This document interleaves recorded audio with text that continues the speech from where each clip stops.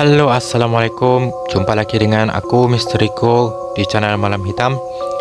Hari ini aku akan menceritakan sebuah cerita. Ini masih tentang traveling, touring, atau pengalaman saat berkendara ya guys. Dan kali ini ada sebuah cerita yang ditulis oleh Elvin Kristo Iskandar, yang mana dia pernah melakukan perjalanan malam bersama ayahnya di jalur angker Solok Padang. Bagaimana ceritanya? Langsung saja kita simak ya guys. Ini adalah cerita horor pengalaman mencekam melewati jalur angker. Cerita horor yang tidak akan pernah kulupakan. Aku tak pernah membayangkan seandainya perjalananku ketika itu menjadi perjalanan panjang yang tak berujung di jalur angker. Tepatnya pada tanggal 1 Mei 2017 silam, sekiranya pukul 22 malam, ketika kulihat jam di layar gawaiku, mobil yang ayah kendarai bersamaku tengah melaju dalam perjalanan di jalur Solok menuju Padang. Malam itu, udara di luar sangat dingin, jalanan sangat sepi, gelap, tidak ada lampu penerangan di sepanjang jalan. Hanya cahaya lampu mobil yang kita tumpangi yang memecah kegelapan. Aku yang tadinya ingin beristirahat sejenak menjadi takut untuk membiarkan ayah menyetir sendiri. Ditambah, di luar hujan mulai turun. Ayah cukup sulit untuk melihat situasi jalanan saat malam hari, apalagi ditambah guyuran hujan. Selain karena penglihatannya yang mulai kurang jelas, tentunya karena memang tidak ada pencahayaan lampu jalanan sama sekali. Kubuka gawaiku untuk melihat Google Maps, sementara di luar hujan turun kian deras. Ayah beberapa kali melihat kaca spion mobil seperti memastikan ada kendaraan lain yang melintas di jalanan ini. Namun nihil. Malam itu benar-benar sepi, mencekam. Pepohonan di kiri kanan jalan seolah membawa perjalanan kami semakin dalam menuju kegelapan. Setelah beberapa kilometer perjalanan, kini kami melewati jalan yang penuh pohon-pohon besar di kiri dan kanan. Sementara di balik pepohonan itu, terdapat jurang yang begitu curam. Karena kami berdua, aku merasa harus tangkas menghadapi situasi apapun malam itu. Ayah yang berulang kali mengeluh akibat rabun membuatku sedikit cemas. Namun, kami merasa sedikit lega. Tidak lama dari itu, terlihat dari kaca spion ada seberkas cahaya lampu yang mulai menyusul mobil yang kami kendarai. Semakin dekat, dan kami bisa melihat itu sebuah mobil Innova berwarna putih. Entah dari mana mobil itu muncul, sebab dari awal aku bisa memastikan bahwa tidak ada kendaraan lain selain mobil ayah. Tiba-tiba, sering terang sekali. Mobil Innova putih itu menyalakan lampu yang terang sekali. Itu membuat ayah sedikit terbantu untuk melewati jalan di depan yang diselumuti kegelapan. Ayah memacu mobil mengikuti mobil itu yang menyalip kami. Selama 10 menit kami mengikuti, aku merasakan sesuatu yang aneh. Mataku terasa berat untuk tetap terjaga. Namun, aku berusaha untuk melawannya. Sementara ayah terlihat tetap berusaha membuntuti Innova putih itu. Samar-samar, kulihat mobil di depan kami belok ke kiri. Sebelum aku benar-benar tak kuasa menahan kantuk yang menggelayut, aku cepat-cepat mencegat ayah yang ingin turut membanting setir mobil ke kiri, mengikuti mobil yang di depan kami sebelumnya. Ayah sontak menginjak pedal rem. Dia tergelagap. "Ayah mau kemana? Kita mau pulang kan?" "Lurus saja ya, nggak ada jalan belok di sini," kataku. Aku sangat ingat jalanan di sini. Tidak ada simpang, hanya ada jalanan lurus saja. Pun ketika aku melihat Google Maps untuk kembali memastikan. Raut wajah ayah terlihat sedikit pucat. Aku mencoba menenangkannya. Aku kembali meyakinkannya bahwa tidak ada persimpangan di jalan ini. Kuambilkan minuman air mineral dari dalam tas yang masih tersisa setengah. Kubukakan tutupnya, lalu kusodorkan untuk ayah.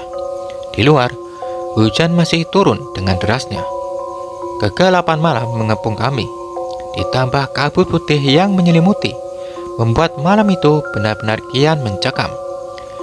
Sesaat kemudian, bulu kudukku berdiri ketika tiba-tiba terdengar suara tangisan perempuan dari balik pepohonan. Suara tangisan itu berubah jadi jeritan yang bikin nyaliku menciut. Suaranya melengking, memecah keheningan malam. Kutengok raut wajah ayah. Aku rasa dia juga mendengarnya. Bergegas, ayah kemudian menancap gas, membawa mobil kami meninggalkan tempat itu. Setelah agak tenang, ayah melihat wajahku. "Nak, kamu lihat kan? Tadi ada mobil yang belok ke arah kiri?" tanya ayah. "Nak, ayah serius. Ayah cuma mau memastikan kalau mobil Innova itu memang ke arah kiri," lanjut ayah. Aku menganggukkan kepala. Kupandangi raut wajah ayah yang tadinya santai, kini berubah menjadi gelisah dan takut. Tidak seperti biasanya dia bersikap seperti ini. "Kenapa ya?" tanyaku balik. Ayah mengelus dada. Suasana hening sejenak.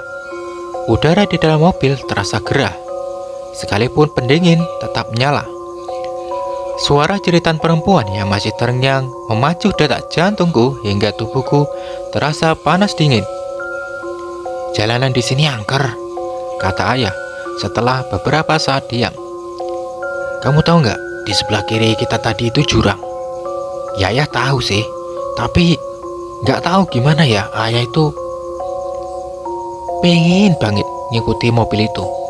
Ayah rasa seperti setengah nggak sadar gitu loh. Kalau kamu nggak menghentikan ayah tadi, mungkin kita sudah di alam yang berbeda saat ini, nak," jelas ayah dengan nada yang sangat pelan.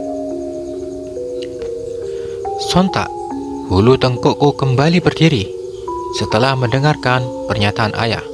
Ya, walaupun aku sebenarnya sudah tahu karena aku hafal jalan ini, tapi itu adalah pengalaman horor pertamaku. Aku belum pernah mengalami hal menyeramkan semacam ini sebelumnya. "Ya, ayah.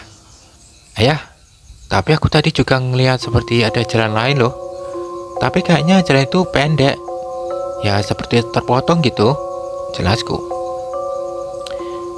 "Iya, itu cuma hayalan.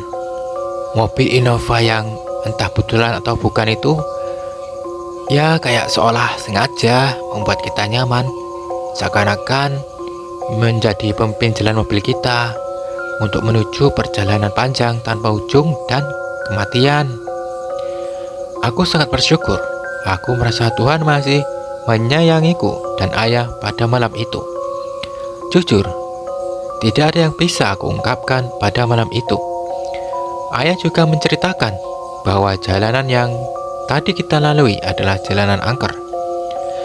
Setelah aku cari tahu, memang benar, jalanan dari Solok menuju Padang itu dikenal angker. Konon, sudah banyak memakan korban. Korban di sana rata-rata sepasang kekasih atau perempuan dan laki-laki. Adapun kasus seperti masuk jurang, kecelakaan hingga hilang kendaraan dilahap oleh jalanan yang baru saja aku dan ayah lewati. Mulai hari itu, aku tidak pernah mau dan tidur ketika dalam perjalanan, sebab traumaku malam itu. Jalanan dari Solok menuju Padang memang melewati hutan yang kiri kanannya terdapat tebing dan juga jurang dalam.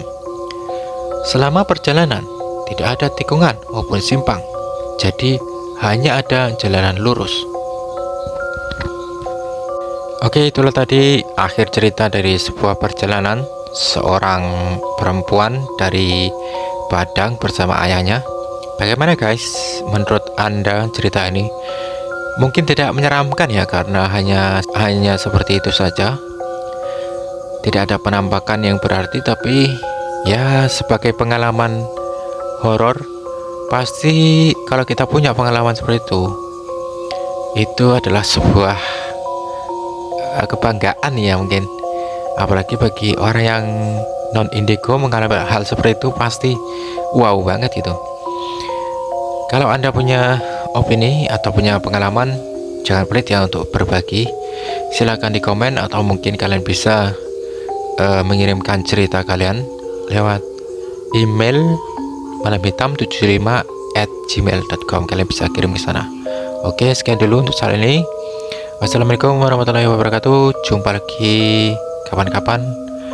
Malam hitam, semakin horor, semakin takut, semakin penasaran. Bye bye.